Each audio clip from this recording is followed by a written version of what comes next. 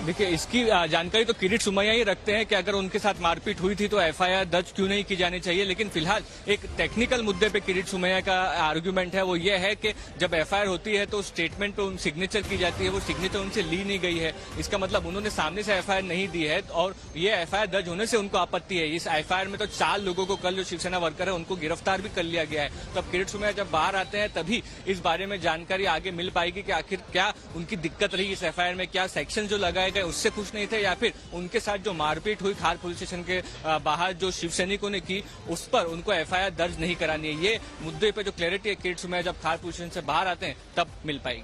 नहीं, देखिए उनका एक स्टेटमेंट भी आया कि आपराधिक साजिश के तहत ये रिपोर्ट दर्ज की गई है। तो इस आपराधिक साजिश के तहत रिपोर्ट दर्ज की गई, इसके मायने क्या होते हैं, ये सवाल उनसे आप पूछेगा। और एक सवाल मेरा आपसे और भी है कि क्या राणा दंपत्ति अब ये मान लिया जाए कि 29 तारीख तक उन्हें जेल की सलाखों के पीछे रहना पड़ेगा? जी बिल्कुल, आप कह सकते हैं कि जो बेल का प्रोसेस होता है उसमें पहले जब बेल एप्लीकेशन दी जाती है उसके बाद पुलिस अपना रिप्लाई फाइल करती है, उसके बाद दोनों पक्ष आर्ग्यूमेंट करते हैं, जिसके बाद कोर्ट अपना फैसला देती है। तो ये पूरा प्रोसेस जो है वो राणा दंपत्ति के केस में बस अभी शुरू ही हुआ है। पहला जो हियरिंग है वो 29 तारीख को होने वाला है। तो 29 तारीख तक तो कम से कम आप कह सकते हैं हाईकोर्ट में एक तरह से फटकार लगाई गई। रिजवान मर्चेंट जो उनके वकील है वो कह रहे थे वो सुप्रीम कोर्ट जाएंगे, तो क्या बेल और सुप्रीम कोर्ट की जो पेटिशन है वो साथ में साइमल्टेनियस चला पाएंगे? तो ये सारे सवाल लीगली अभी तो सामने है। हो सकता है सुप्रीम कोर्ट इमीडिएट रिलीज का ऑर्डर दे दे, बट अभी जो जिस स्तर पर उनके केसेस हैं लीगली उससे देखा जाए तो 29 तारीख से पहले राणा दंपत्ति को बेल नहीं मिल पाएगी। जी, अब क्योंकि राणा दंपत्ति जेल के अंदर है, बीजेपी वर्सेस शिवसेना लगातार चल रहा था, कहा जाता कि राणा दंपत्ति को बैकअप दिया गया है। अब इसके कॉन्सिक्वेंसेस क्या देख रहे हैं, इसके परिणाम क्या देख रहे हैं? 29 तारीख तक वो जेल में है, लेकिन तब तक महाराष्ट्र की सियासत में क्या उथल पुथल आप देख रहे हैं? जी बिल्कुल, कल ही आप कह सकते हैं कि जो सेक्रेटेरिएट है लोकसभा के उन्होंने 24 घंटे में रिपोर्ट मांगी है कि एक इनह्यूमन बिहेवियर जो है वो नवनीत राणा के साथ जेल में किया जा रहा है। तो ये एक तरह से महाराष्ट्र सरकार के ऊपर भी प्रेशर है कि एक सिटिंग मेंबर ऑफ पार्लियामेंट और एमएलए को जेल में रखा गया है, तो उन पर भी जो दबाव है वो बढ़ता जा रहा है कहीं ना कहीं। और दोनों ही तरफ से आप देखेंगे तो कंप्लेंट और एफआईआर की जो है वो झड़ी लगी हुई है कि अभी 4 से 5 कंप्लेंट इस पूरे केस में हो चुकी है। उसके बाद किरीट सोमैया एक और कंप्लेंट देने के लिए पहुंचे हैं पुलिस अफसर के खिलाफ।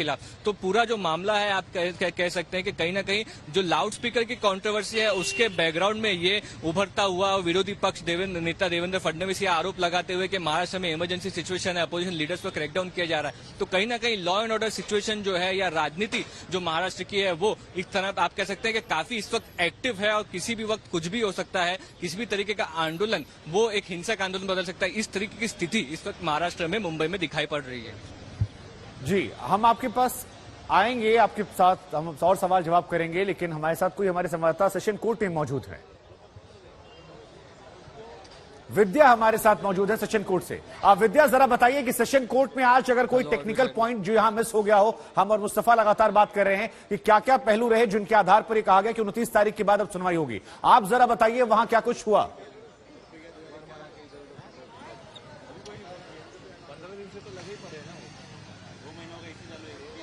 विद्या, क्या अब तक हमारी आवाज पहुंच रही है? चलिए कोशिश करेंगे दोबारा उनसे बातचीत करने की। एक बार तब तक दर्शकों को बता दें कि नवनीत राणा दंपत्ति जो है वो इस वक्त यहां पर जेल में है। और एक बार पूरी खबर हम आपको बताते, उसके बाद अपने सहयोगियों के पास हम चलेंगे। खबर आज ये है कि मुंबई में हनुमान चालीसा विवाद में राणा दंपत्ति को कोई राहत नहीं मिली है। चाहे नवनीत राणा हो या रवि राणा, ये दोनों फिलहाल जेल में रहेंगे। 29 अप्रैल को सरकारी पक्ष अपना जवाब दाखिल करेगा और इसके बाद कहा जा रहा है कि तारीख जो है वो तय की जाएगी। विद्या सेशन कोर्ट से हमारे साथ जुड़ रही हैं। विद्या, जरा बताइए कि 29 तारीख की खबर तो सामने आ गई, लेकिन सेशन कोर्ट में क्या कुछ हुआ, हम चाहेंगे कि एक बार आप हमारे दर्शकों को बताएं।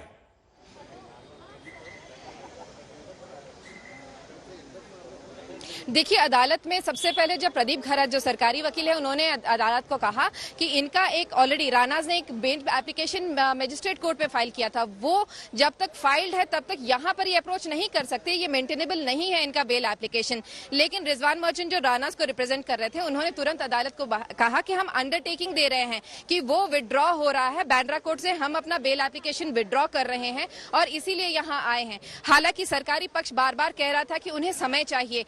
रिजवान मर्चेंट बार बार कह रहे थे कि जो बेल एप्लीकेशन हमने बांद्रा में फाइल किया था वही है, इसके लिए आपको एक्स्ट्रा टाइम लेने की जरूरत नहीं है। लेकिन जो घरत हैं उन्होंने कहा कि नहीं, हमें समय लगेगा और उस समय हमें 27 को फाइल करना था, अब हम 29 को फाइल करेंगे। अदालत ने भी बार बार दोनों की जरत सुनने के बाद यही कहा कि दरअसल उनके पास भी बहुत सारे मामले हैं। एक तो एक प्रिजनर है जो जिसका मामला उनके पास है, जो कि सेकंड स्टेज कैंसर से गुजर रहा है और उसकी बेल की सुनवाई पिछले 14 महीने से नहीं हुई है।